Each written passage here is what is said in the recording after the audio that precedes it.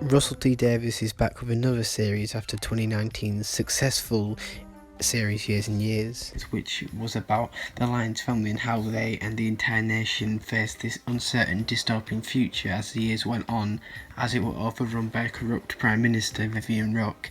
It's a Sin is a huge contrast to Years and Years, as whilst that show was very much a dystopian fiction with Davies mainly playing on the fears of the future, It's a Sin follows 5 18-year-olds who moved to London in 1981, and within the 10 years from episodes 1 to 5, they all have their lives turned upside down by the AIDS crisis. The series tackles the HIV/AIDS situation that was heavily prominent during the discovery of the virus in the 1980s to the 1990s. It's a Sin hits home for Davies with that the main protagonists in the show are heavily inspired by the experiences he and his own friends have had, and whilst the show tackles AIDS, it also tackles the homophobia that still incited the nation during that time.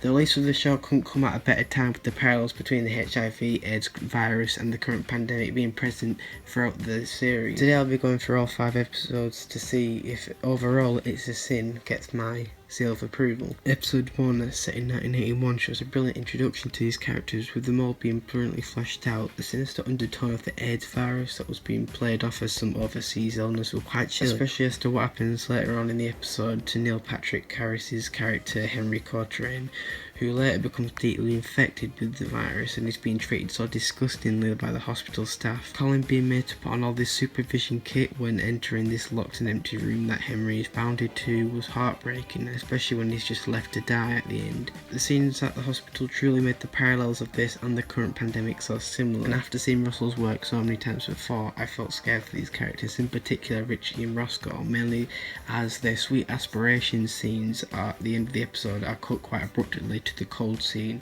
at the end, with the hospital staff taking away Henry's dead body. Also know that Richie is the most promiscuous of the group when it came to the parties shown in the episode, and as episode 1 ends fairly morbidly, which is a theme that goes on throughout the series, whilst the other characters are great, I particularly wanted the character of Colin so far, especially when it came to his shy personality during the party at Jill's house. Episode 2, set in 1983, presents AIDS becoming a lot more prominent, with Jill being more cautious of the growing worry of the virus after Gladys, nicknamed by the group as Gloria, contracts the virus. Although Richie, Roscoe and Ash still dismiss this, which whilst people may pass this off as the boys being ignorant to what Jill is attempting to present to them, their ignorance is what a lot of gay people did, underestimating how serious the virus is, as it did sound quite absurd at the time. The parallels between the pandemic and the AIDS virus continues, with Jill assisting Gloria whilst he attempts to get better. The disrespect the gay people receive, particularly in the scene where Jill is inquiring of the virus to her GP,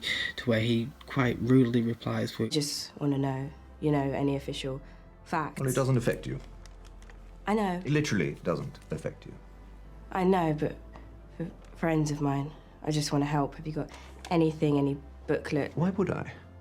I don't understand what you mean. Why on earth would I have anything to do with that? Are we done? episode yet again ends quite cheerfully, with Colin starting a new job after he was sacked due to not wishing to do Mr. Hart, his boss's disgusting sexual advances, although he was later arrested at the end of the episode. The ending contrasts quite morbidly again, with Jill writing a letter to Gloria because of his condition worsening, his family took him back up to Glasgow in fear of what the public will think. Card is delivered, but then he's thrown into a burning pile as the family burn all of his belongings, after we then find that he did succumb to the virus, and they burn everything that he would/may have touched. Episode 3, set in 1986, begins so light-heartedly, with Colin having the responsibility of being able to open up shop, and whilst that could clearly be seen as the manager wanting or being able to have an extra hour of kip, Colin doesn't see it like that and is happy with being given the responsibility of the keys to the shop. Roscoe awakens after having a one-night stand to find himself in a very much posh apartment. Roscoe later finds that it wasn't his one-night lover's apartment though, and that it was MP Arthur Garrison, played by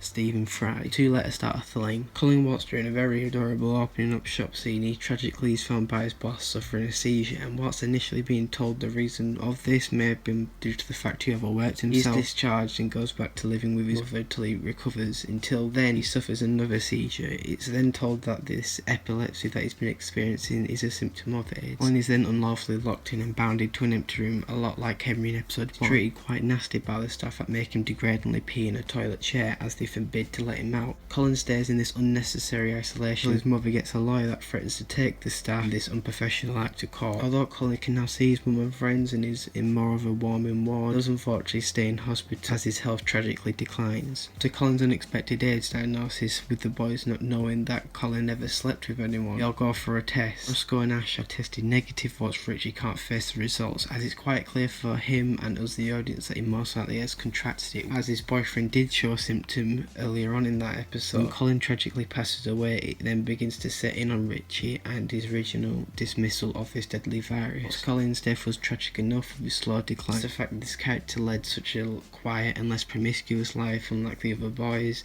and was just unfortunate enough to contract it the one time he had sex. Episode 4, set in 1988, has Richie become more successful with his aspirations of becoming an actor, although the last episode being set 2 years ago shows now that Richie is on the path of no return, with him still not going for his AIDS test results. He attempts ways to try and prevent AIDS and goes to nearly the point of trying battery acid. Ash tells the group of his new job working at the school and how secluded he feels because of the staff knowing of his sexuality. He lets known the fact that schools are attempting to shun the children any books that make any relations to homosexuality because of the crisis going on. Writing in Richie being an extra in a fictional Doctor Who story, Regression of the Daleks, was a lovely nod to 80s Doctor Who, but also I didn't know this until recently, but actually it was Russell Payne tribute to Dursley McLinden, who played Sergeant Mike Smith in Remembrance of the Daleks that aired that year. McLinden unfortunately died of AIDS 8 years after filming the serial, so a Russell Payne tribute to the late actor was so respectful.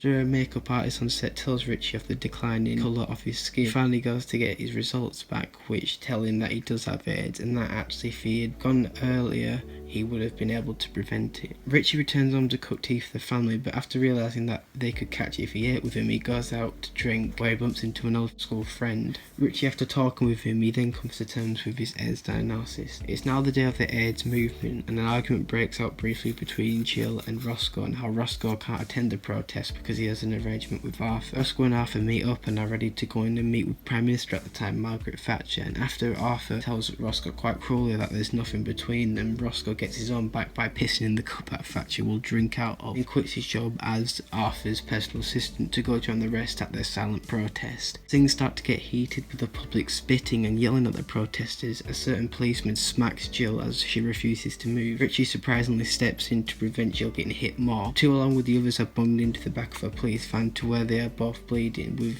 Richie sustaining more. As Ash goes to touch Richie's bleeding cuts, Richie tells him no, because of the touching of the blood of an AIDS victim can get you infected, and then tells him of his AIDS diagnosis. Episode 5, set in 1991. After a period of Richie being in good spirits and taking his pills daily to keep him in good health, he is eventually sent to the hospital, slowly declining health but still attempting to fight it. He's sent to a ward of other AIDS patients, and the contrast to how Colin was treated originally 6 years ago to how Richie is treated presents that from 1981 to 1991 it has taken them 10 years to finally understand this virus, and that it's not entirely as infectious as they all originally thought. Richie's parents finally find out about his AIDS diagnosis after Richie had kept it from them. Valerie surprisingly acts more irrational than Clive towards the diagnosis and the conclusion that he is gay, although others in the ward press at her as the signs of his homosexuality are all there. Ben takes him home in an act of denial that his son is dying, and after ringing countless times, Jill nor Roscoe are able to visit Richie until she eventually gets a call back from Valerie. The two meet up to where she tells Jill that Richie had died, Jill being quite angered at the fact that he had died alone, and that he'd left without her saying goodbye to him because of Valerie's bitterness. She then begins to shame her at the fact that if he'd shown Richie more love to open up regarding his sexuality, he wouldn't have had to find that in other men, which would have concluded to his death. Roscoe going back to his family to where they now accept him for who he is was sweet. Jill going back to the war to be there for other dying patients because perhaps she doesn't want them being alone like Richie was during his final days were another beautiful scene, and the show wraps up with a flashback to a more happier time of the group with Richie metaphorically taking a final bow. So, does this get my seal of approval? Absolutely. What Russell does here opened my eyes to the AIDS crisis in the 1980s and 1990s, and as I laughed, I cried and truly enjoyed this show, preferably more than Years and Years, although that was very good too. The fact that this show is from a more realer time and is written from the personal experiences that Russell has had himself make me appreciate it ever more. And can I just point out what exceptional actors Ollie Alexander, Linda West, Amari Douglas, Callum Scott, Howells and Nathaniel Curtis are as the main protagonists of the show. I can see awards most definitely later in the year for the show, and if so, it is truly most deserved. Thank you for watching. Let me know what you think of the show in the comments below, and I'll see you guys later.